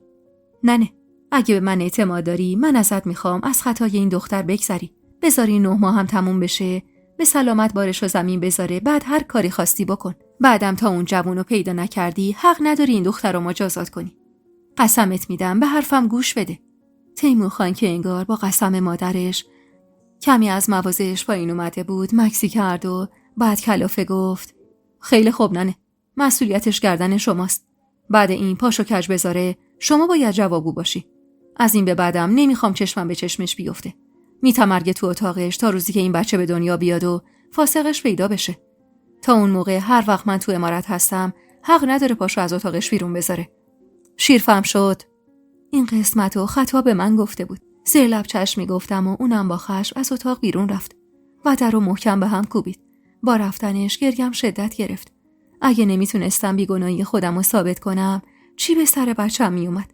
همونجا از ته دل از خدا خواستم که اگه قرار این بچه هم سرنوشتش این من بشه هیچ وقت به دنیا نیاد. و اینطور بود که با حمایت‌های بی‌دریغ بلقیس خانم تو اتاقم موندگار شدم. بلقیس خانم عین مادری نگران به خورد و خوراکم رسیدگی می‌کرد و چون به شدت بدفیار بودم حواسش بود تا چیزی اذیتم نکنه. مدتی بعد از اون ماجرا هم یه روز خبر فرستاد و ننه رو خبر کرد تا واسه دیدنم بیاد. هرچند که من اصلا دلم نمیخواست دیگه ننه پاشو تو اون عمارت بذاره. هر بدبختی تو این روزا داشتم میکشیدم همه واسه نادونی اون بود. واسه شری بود که اون به پا کرده بود. واسه کینه‌ای بود که اون به دل فیروزه خانم انداخته بود.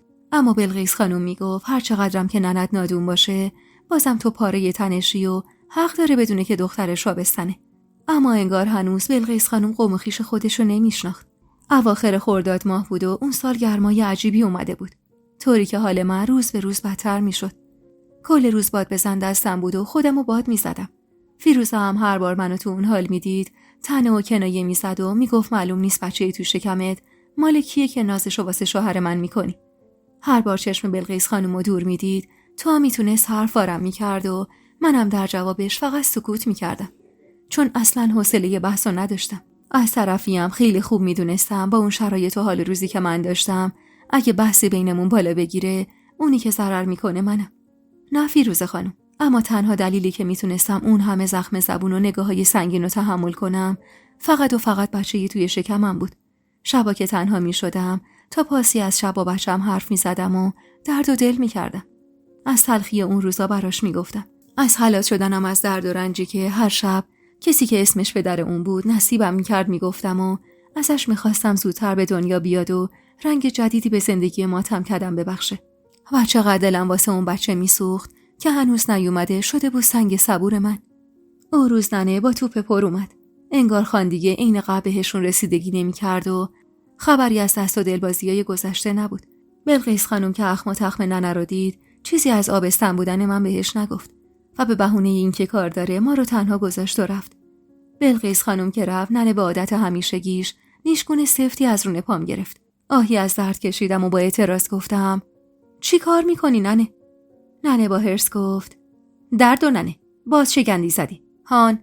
خان قرار بود سند زمین پشت خونه رو بزنه به نام برادرت. منتها سر بزنگا پشیمون شده و زمینو فروخته به صابر. اون مردک سالهاست آب شما توی جوب نمیره. حالا اومده زمین پشت خونه رو خریده و مدام تنه و کنایه بار ما میکنه. خدا ازت نگذره. باز چی کار کردی نفیسه؟ خان چرا زمینو به نام برادرت نزد؟ اگه اون زمینو میداد به برادرت، توش 2 ساختمون نوساز میساخت، ما رو هم از اون خونه داغون نجات میداد. به خدا امروز و فرداست که سقف اون خونه آوار شه رو سرمون و بی خانواده بشی. دلم از حرفای ننه بازم به درد اومده بود.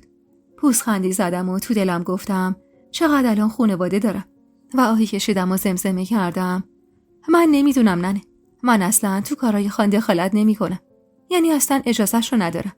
بلقیس خانوم قبلا به هم تأکید کرده بود که اگه یه زمانی ننه یا خانوادت رو دیدی چیزی از مشکل بین خودت و خان بهشون نگو. میگفت ننه عقلش کمه، میره ماجرا رو واسه این و اون تعریف میکنه و اسممون میفته سر زبونا. اون وقت دیگه هیچ کسی جلودار تیمور خان نیست. وقتی به ننه اون حرفا رو زدم با حرص گفت طلاهات کو؟ چرا دست و گردنت خالیه؟ دست باچه گفتم طلاهام رفته بودم گرمابه درشون آوردم، بعد یادم رفت بپوشم. خیلی خوب، یکم پول بده بهم. 2 روزه که چیزی تو خونه واسه خوردن پیدا نمیشه. آقات رفته برای برداشت گندم، چند روز خونه نیومده. دست کردم از تو صندوقچه کوچیکم، مقداری پول در آوردم و گذاشتم کف دستش. نمیدونستم چطور خبر آبستن بودنمو بهش بدم. از طرفی دوست نداشتم بهش بگم و از طرفی میدونستم اگه بهش نگم بعد جنجال به پا میکنه.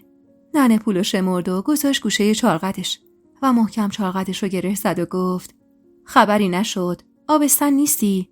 دست به جنبون دختر، وگرنه سر سال پرتت میکنم بیرونا. تو که عین فیروزه نیستی که از ترس آقا تو برادرات کسی جرئت نمیکنه از گل نازکتر بهش بگه.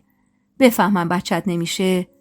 حرفش رو قطع کردم و بی مقدمه گفتم من آبستنم ننه. ننه یهو چشماش گرد شد، انگار باورش نمیشد. با ذوق گفت راست میگی نفیسه؟ آبستنی؟ خان میدونه؟ بلقیس خانم چی؟ اینا رو گفت و خواست از جا بلند بشه که مانع شدم و گفتم همه میدونن ننه، نیاز نیست شما بری به کسی خبر بدی. با تعجب گفت یعنی خانم میدونه تو آبستنی و داره به ما سخت میگیره؟ راستشو بگو نفیسه، باز چه گندی زدی؟ آرزوی خان رو برآورده کردی؟ اون وقت به جای تشکر از ما داره اینجور تحت فشار قرارمون میده. خسته از توقعات بی پایان ننه و حرفای 100 من غازش با بغض گفتم هیچ گندی نزدم ننه، این حرفو تکرار نکن. من نمیدونم چرا خان همچین تصمیمی گرفته. بعد ازدواج من با تیمور خان وضع شما از این رو به اون رو شده ننه.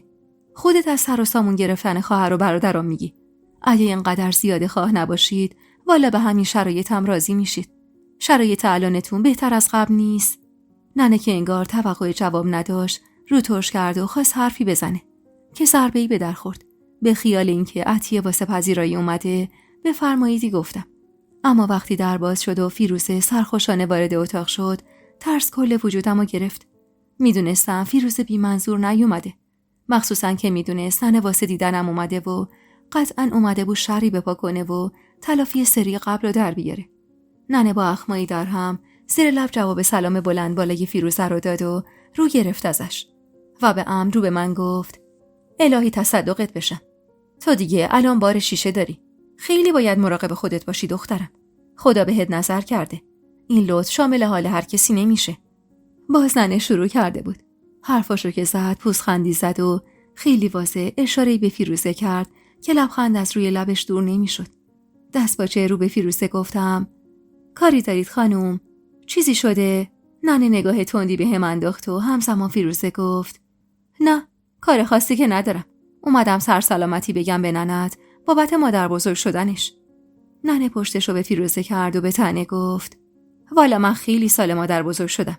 ماشاءالله دخترها و عروسام هر کدوم چند تا بچه دارن و چراغ خونشون روشنه.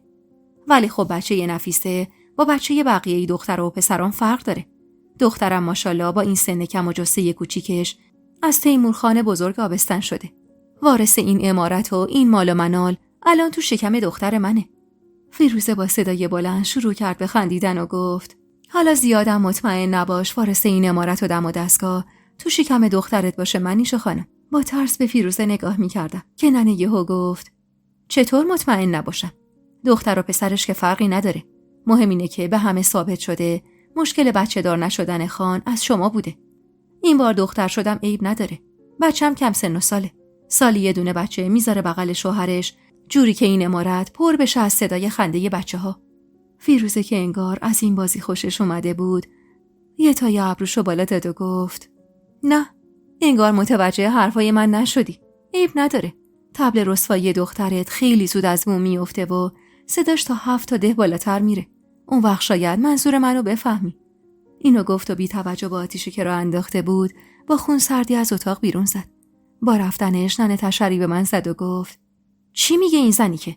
از کدوم رسوایی حرف میزد؟ ای خدا از رو زمین ورد داره راحت شم از دستت. چه غلطی کردی تو نفیس؟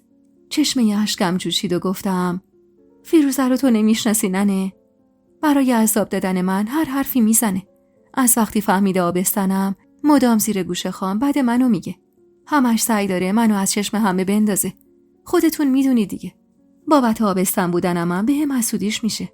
اون سریم که شما اومدید و اونطور باهاش دعوا کردید تلافیشو سر من خالی کرد و تیمور خانو با من بد کرد. اصلا شایدم فیروزه رفته حرفای شما رو به تیمور خان گفته که اونم عین قبل حواسش به شما نیست. هرچی نباشه فیروزه زنشه. زن اولش هم هست و خیلی بیشتر از من هواشو داره. من 100 تا بچه هم براش بیارم بازم اون جور دیگه‌ای به فیروزه احترام میذاره. هم به خاطر چند سال زندگی مشترکشون، هم به خاطر سیاست فیروزه و نفوذ پدر و برادراش. شما هم اگه دنبال درد سر نیستی اینقدر دهن به دهن فیروزه نذار. بعد کلی وقت میای اینجا جای اینکه یکم به من آرامش بدی شهرام میندازی تو زندگیمو میری. همه این حرفا رو با بغض گفته بودم. شاید بخشی از حرفام دروغ بود، اما شک نداشتم بلایی که سرم اومده بود زیر سر فیروزه بود و علتش هم دعوایی بود که با ننه داشتن. از طرفی هم میترسیدم ننه دوباره با فیروزه بحث کنه و در نهایت دوباره دودش تو چشم من بره و بیچاره تر از اینی که بودم بشم. ننه که حال روزمو دید کمی کوتاه اومد و گفت خیلی خوب، خودتو جمع کن که الان که اشکت سرازیر بشه. من اگه خواستم جواب این زنیکه رو بدم واسه این بود که میدونستم تو سر و زبون نداری و این زن خیلی زود از میدون به درت میکنه. میخواستم حساب کارو بدم دستش. بد کردم. گفتم بله که بد کردید. من به وقتش زبون دارم ننه. به خدا فیروزه از ترس بلقیس خانوم اصلا جرئت نداره حرفی به من بزنه. سرش به زندگی خودش گرمه. منم سرم درد نمیکنه که بخوام درد سر واسه خودم درست کنم. ننه 1 ساعت دیگه پیشم نشست و از خواهرها و وضع زندگیشون و اتفاقات روزمره‌شون واسم تعریف کرد. میگفت فرنگیس دوباره آبستنه و فرزانه مدام با شوهرش دعوا مرافعه داره. از زهرا زن برادر بزرگم میگفت که با سیاست رابطه برادرم و با خانواده‌اش قطع کرده بود و از وقتی من زن خال شده بودم در تلاش بود تا رابطه‌شو از سر بگیره و اونم تو این شرایط به نون و نوایی برسه. دلم تنگ شده بود. تنگ واسه خونه پدری، برای آقا جون بی محبتم و برادرای بی وفا و اون خواهرای بی مهرم که تو این مدت حتی سراغی از من نگرفته بودن. خیر سرم خواهر کوچکترشون بودم. ننه بعد از کلی سفارش به خودم و عطیه چادرش رو سرش کرد و قصد رفتن کرد. اما مدام میگفت جلوی فیروزه آفتابی نشو. مخصوصا وقتی شکمت بالا اومد سعی کن خودتو ازش مخفی کنی. میگفت ممکنه چشمت کنه و بلایی سر خودتو بچت بیاره. منم واسه خاطر اینکه خیالش رو راحت کنم هرچی میگفتم چشم. ننه که رفت نفس راحتی کشیدم. تا بود همش ترس اینو داشتم که فیروزه دوباره بیاد و با هم بحثشون بشه. روزای آبستنیم به سرعت میگذشت و طبق دستور تیمور خان اجازه نداشتم تا وقتی خان تو عمارت بود پامو از اتاقم بیرون بذارم. البته خان بیشتر روز رو توی عمارت نبود، چون بیشتر وقتش رو سر زمینای کشاورزی بود و گاهی هم برای انجام کاراش به شهر میرفت. به محض اینکه از عمارت بیرون میرفت بلقیس خانم عطیه رو میفرستاد سر وقتم و ازش میخواست منو ببره تو حیاط تا کمی راه برم و هوایی عوض کنم. خودش هم شخصا حواسش به تمام امور بود، از خورد و خوراکم تا ساعت خواب و بیداریم و جوشونده های تقویتی که قابل میفرستاد و حتی هموم رفتنم. میگفت چش خیلی دنبالته، باید حواست باشه این 9 ماه رو به سلامت به سر برسونی و بچه قوی و سالمی تو بغل شوهرت بذاری. اون روزا من اگه بلقیس خانومو نداشتم بیشک بچه‌مو از دست میدادم. شاید خودمم بلایی سرم میومد. نمیدونم. هرچی که بود انگار خدا بلقیس خانومو فرستاده بود واسه من تا مراقبم باشه و واسم مادری کنه. تیمور خانم کماکان دنبال اون جوون بود. جوونی که انگار یه قطره آب شده بود و رفته بود تو زمین. هر از گاهی بهش خبر میدادن که اون جوونو جایی دیدن. اما وقتی تیمور خانه آدماش میرفتن انگار اون جوون غیب میشد. تابستون و گرمای شدیدش بالاخره تموم شده بود و من پا به 7 ماهگی گذاشته بودم. شکمم حسابی بالا اومده بود و به خاطر قد کوتاه و جثه لاغر خودم به قول بلقیس خانم انگار 2 قلو باردار بودم که شکمم بزرگ بود. خوابیدم برام سخت شده بود و کمردرد امونمو بریده بود. کمتر میتونستم راه برم و دلم میخواست کل روز رو به حالت نشسته بخوابم. به شدت بدویار بودم و بوی هر غذایی حالمو بد میکرد. و قابل مدام میگفت برعکس این شکم بزرگت خودت خیلی زردوزار و ضعیف شدی و باید به خودت برسی. تو تمام اون مدتم فقط 1-2 بار اتفاقی خان منو از دور دیده بود و هر بارم رو برگردونده بود ازم.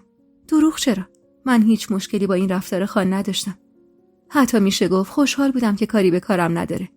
فیروزه اما خیال میکرد من از این که خان هر شب رو تو اتاق اون به صبح میرسونه اذیت میشم یا بهش حسودیم میشه. واسه همین مدام این موضوع رو به روم می آورد. اما خبر نداشت من روزی 1000 بار خدا رو شکر می کردم که از شر آزار و اذیت‌های خان خلاص شده بودم.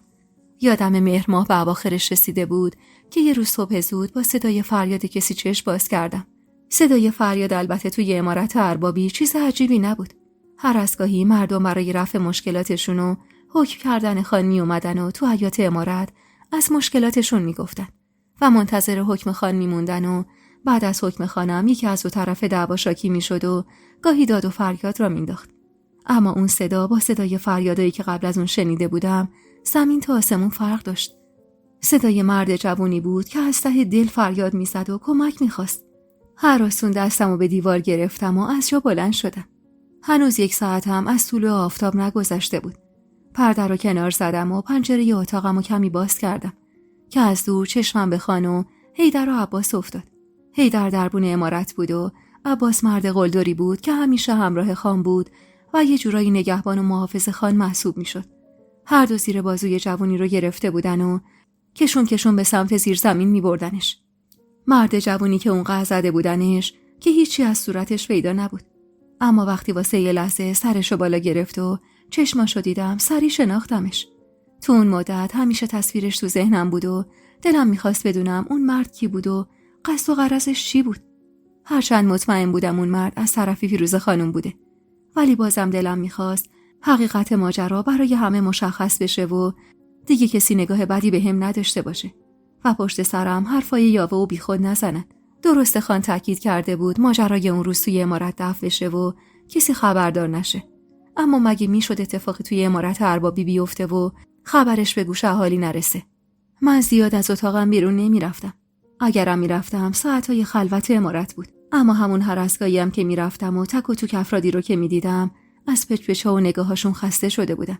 از صحنه‌های گاه و بیگاه فیروزه و حرفای بلقیس خانوم که انگار اونم ته دلش کمی بهم شک داشت و اگه ترس از خدا نبود شاید اونم قضاوتم میکرد و بچه‌ای توی شکمم رو به اون مرد غریب نسبت میداد. خسته شده بودم.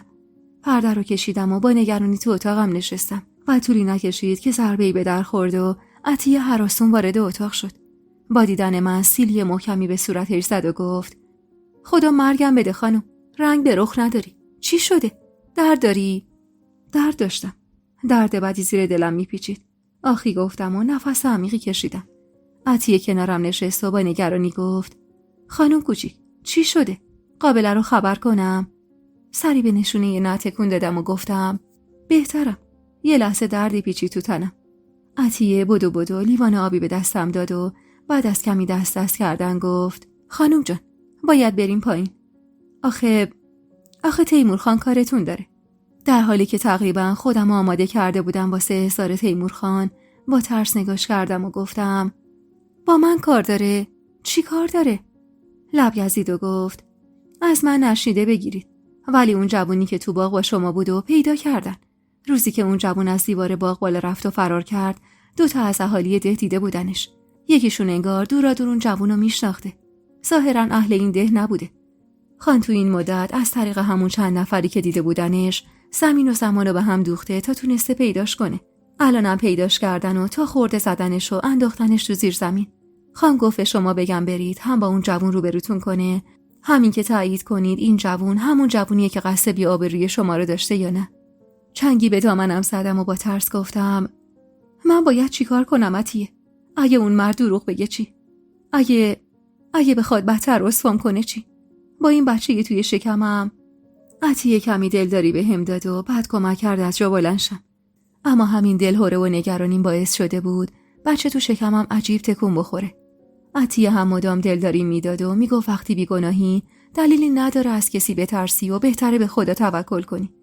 میگفت وقتی خدا تا اینجا همراهت بوده شک نکن بعد اینم حواسش بهت هست و تنهات نمیذاره. با تنی لرزون و قدمایی کوتاه وارد زیر زمین شدم.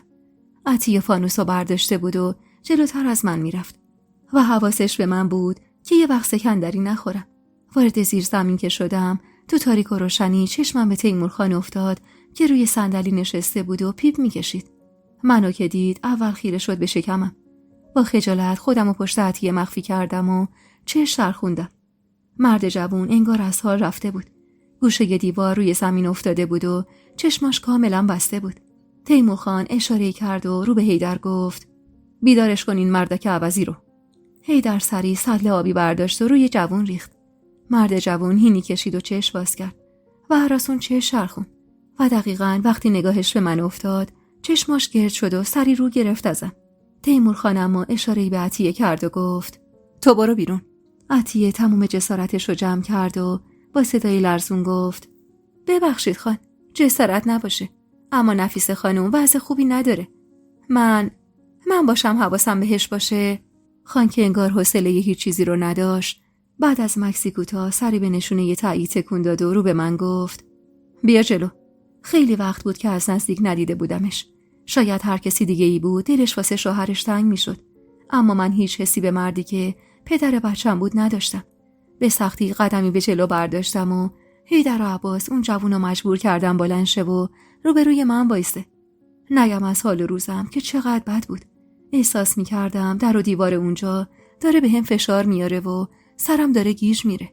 دیدن اون جوون منو یاد روزی انداخته بود که با دست خودمو بدبخت کرده بودم. با بچگی و حماقت بلایی سر زندگیم آورده بودم، اون سرش ناپیدا. با تکه به عطیه خودمو سر پا نگه داشته بودم که خان گفت خوب نگاش کن، ببین میشناسیش. نمیدونستم چی بگم. اگه میگفتم نمیشناسمش و اون مرد حرف دیگه ای میزد گور خودمو کنده بودم. اگرم میگفتم میشناسمش خب به اون مرد مجوز اینو میدادم تا هر دروغی خواست سرهم کنه. بالاخره دلو به دریا زدم و با صدای لرزونی گفتم بله خان. بلندتر، بلند بگو این جوونو میشناسی؟ عطیه فشاری به پهلوم آورد و زمزمه کرد نه ترس خانم، حقیقتو بگو. نفس عمیقی کشیدم و با جرأت بیشتر و صدای بلندتری گفتم بله خان، میشناسمش. اسمشو میدونی؟ میدونی اهل کجاست؟ چند وقت میشناسیش؟ خودمو سپردم به خدا و صادقانه گفتم اسمشو نمیدونم خان. نه اسمشو میدونم نه رسمشو، نه حتی میدونم اهل کجاست. من اون روز تو باغ واسه اولین بار این مردو دیدم. به جون بچه‌ای توی شکمم قسم، راست میگم. قبل اون اتفاق من نه هیچ وقت این مردو دیده بودم نه باهاش حرفی زده بودم. تیمور خان سری تکون داد و در حالی که دستشو پشتش گذاشته بود در سکوت دور من و اون مرد میچرخید و همون سکوتش بیشتر منو میترسون. بعد از سکوتی تقریبا طولانی رو کرد به مرد و گفت تو چی؟ از کی تا حالا این زنو میشناسی؟ مرد کمی خودشو جمع جور کرد و گفت من آقا، من خیلی وقت میشناسمش. نفیسه، چرا دروغ میگی؟ چطور دلت میاد همچین حرفایی بزنی؟ چرا میخوای علاقه‌ای که بینمون هست و پنهون کنی؟ اینا رو گفت و رو کرد به خان و ادامه داد خان، من میدونم خطا کردم، میدونم اشتباه کردم، اما به خدا قسم نفیسه خودش ازم خواست. گفت هیچ کس نمیفهمه. قرار بود فرار کنیم. ما از بچگی همدیگر رو میشناختیم. از همون زمانی که نفیسه همراه ننش میومد سر چشمه واسه شستن لباسا.